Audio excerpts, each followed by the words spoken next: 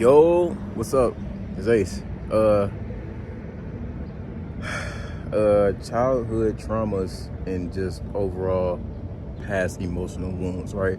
So, first, I would like to say if you got anything that you went through in the past that that traumatized you, you feel me?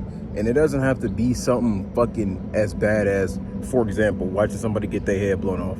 First of all, that's extreme as fuck. And second, it's not always about it's not always about something as bad as that. You feel me? Like no matter how big or small it may seem, trauma's trauma. You feel me? Like trauma is trauma, period. So, with that being said, if you got anything that you went through and that you still haven't gotten a chance to address it now, especially if it's something like abuse or like anything to do with physical intimacy or physical touch or anything to do with like having a partner, you feel me? Like address that shit now, because that shit will creep up on you as you enter your adulthood. My fault. Now take heed, like this stuff is not to be taken lightly. Like this particular topic alone is hard to talk about, you feel me? Not just for myself, but for other people as well. So, freshman year of high school, quick story time, my nigga. Freshman year of high school, this is like what, ninth grade, I believe? Yeah, ninth grade. There's this girl I liked, and like now that I'm sitting here flashing back on it, I don't think she ever had feelings for me per se. Like I think motherfuckers, cause one thing I forgot is that motherfuckers is like still finding their way through life, right? Especially during fucking ninth grade, nigga. You ain't getting married in the ninth grade, bro. So, but anyway, like what caused me, I guess my emotional traumas or triggers, if you will, was sometimes I would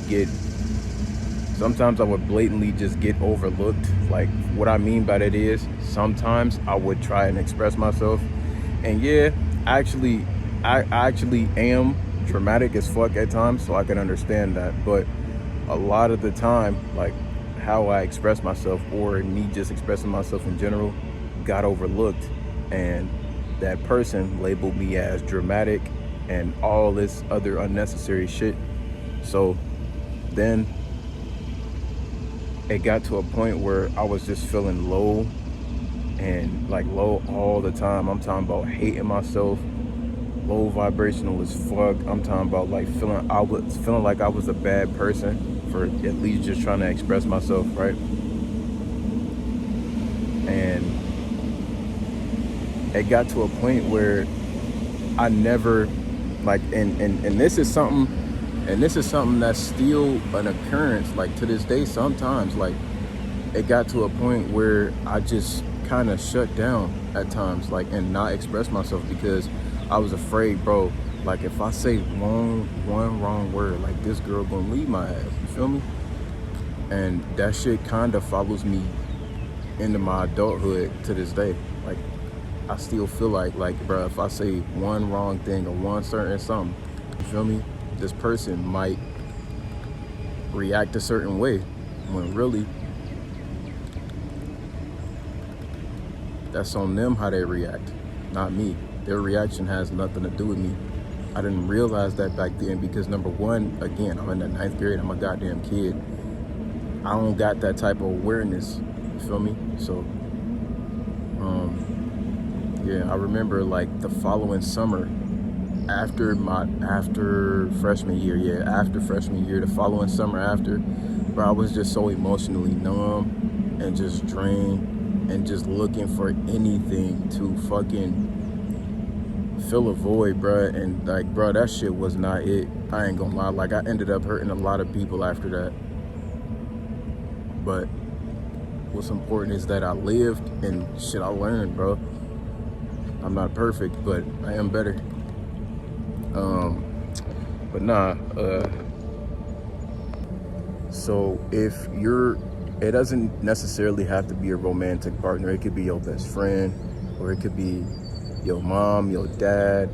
It could be like any of your loved ones, like somebody you trust, bro, and somebody you know for sure will take you seriously and help you heal through your shit.